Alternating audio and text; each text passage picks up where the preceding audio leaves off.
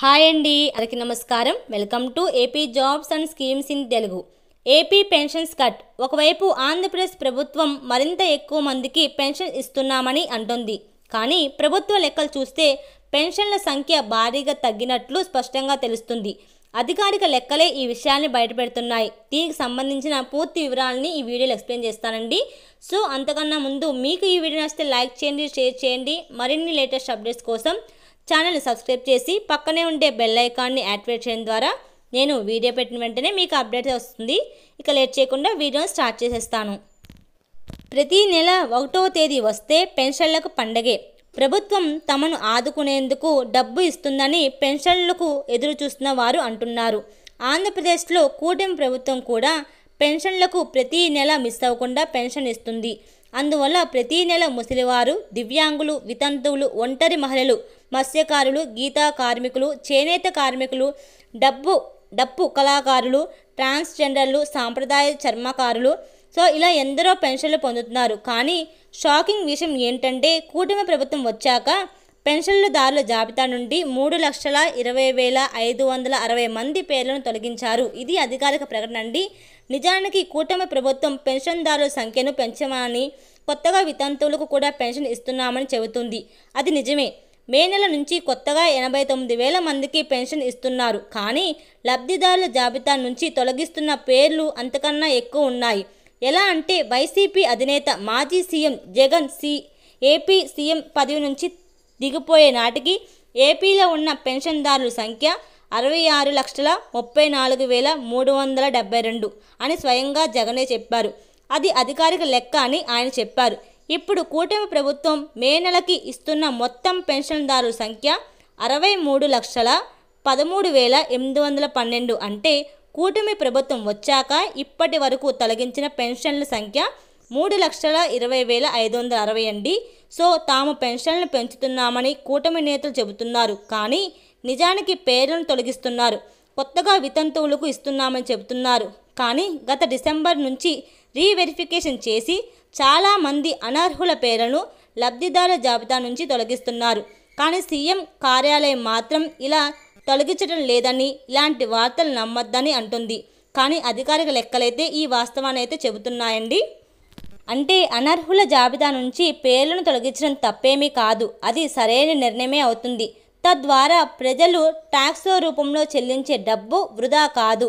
అనర్హులే కాదు, చనిపోయిన వారి పేర్లను కూడా జాబితా నుంచి తొలగిస్తారు. అందువల్ల ప్రతి నెల లబ్ధిదారుల సంఖ్య తగ్గడం సహజం. అయితే కూటమి ప్రభుత్వం వచ్చి ఇంకా సంవత్సరం కూడా కాలేదు. అప్పుడే 3 లక్షల మంది పేర్లను తొలగించడం అనేది షాకింగ్ విషయమే చెప్తున్నారు.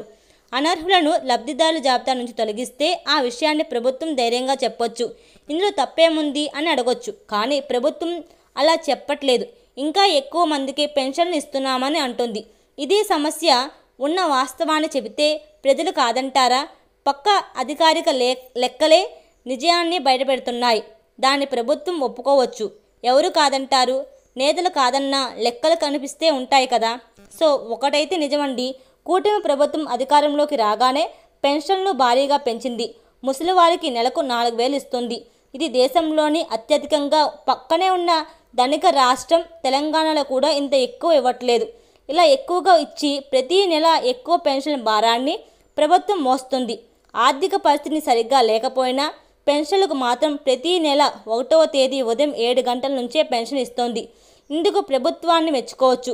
మరోవైపు లబ్ధిదారుల పేర్లను తొలగిస్తున్న విషయాన్ని బయటకు చెక్కకపోవడం అనేది సమస్యగా అవుతుందండి. సో అంటే ఉన్న నిజాన్ని చెప్తే తప్పేమీ కాదు. ప్రభుత్వం చెప్పకపోయినా మీడియా, సోషల్ మీడియా చెబుతాయి.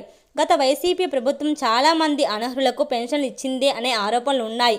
ముఖ్యంగా వాలంటీర్లు నెల నెల కమిషన్ తీసుకుంటూ అనర్హులను పెన్షన్దారుల జాబితాలో చేర్చామని, దివ్యాంగులు కాని వారికి కూడా దివ్యాంగులను చూపించి అక్రమాలకు పాల్పడేవారనే ఆరోపణలు కూడా ఉన్నాయి. అందుకే కూటమి ప్రభుత్వం వచ్చాక ఇలాంటివన్నీ సరిచేస్తూ ముందుకు వెళ్తుంది. అందువల్ల అనర్హుల పేర్లు జాబితా నుండి తొలగిస్తుందండి. సో ఇంత భారీ సంఖ్యలో అనర్హులు ఉండటం షాకింగ్ విషయమే. అంటే వైసీపీ హయాంలో చాలామంది అనర్హులకు పెన్షన్లు లభించాయి అనుకోవచ్చు. అదంతా ప్రజల డబ్బు. గత వైసీపీ ప్రభుత్వం దాన్ని అనర్హులకు అప్పనంగా ఇచ్చింది అనుకోవచ్చు. ఇప్పుడు ప్రక్షాళన చేయడం కరెక్టే. అయితే ఏపీలో కొత్త పెన్షన్ల కోసం చాలామంది ఎదురు చూస్తున్నారు. వారికి అవకాశం కల్పించి వారి పేర్లను జాబితాలో చేర్చాల్సిన అవసరం ఉంది కదా.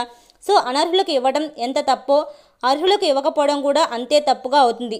సో అందులోనే త్వరలోనే అర్హుల పేర్లను జాబితాలో చేస్తామని చెప్పి ఆశిస్తున్నారండి. సో మనం ఇది కరెక్టే కదండి. ఎవరైతే ఎలిజిబిలిటీ లేని వారికి డబ్బు ఇవ్వడం అనేది చాలా తప్పు పద్ధతి.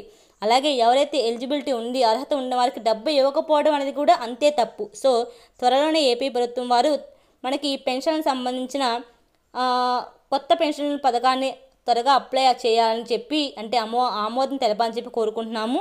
సో మీకు ఈ వీడియో నచ్చితే లైక్ చేయండి, షేర్ చేయండి. మరిన్ని లేటెస్ట్ అప్డేట్స్ కోసం ఛానల్ని సబ్స్క్రైబ్ చేసి పక్కనే ఉండే బెల్ ఐకాన్ని క్లిక్ చేయడం ద్వారా నేను వీడియో పెట్టిన వెంటనే మీకు అప్డేట్స్ వస్తుంది. Thank you so much for watching this video friends.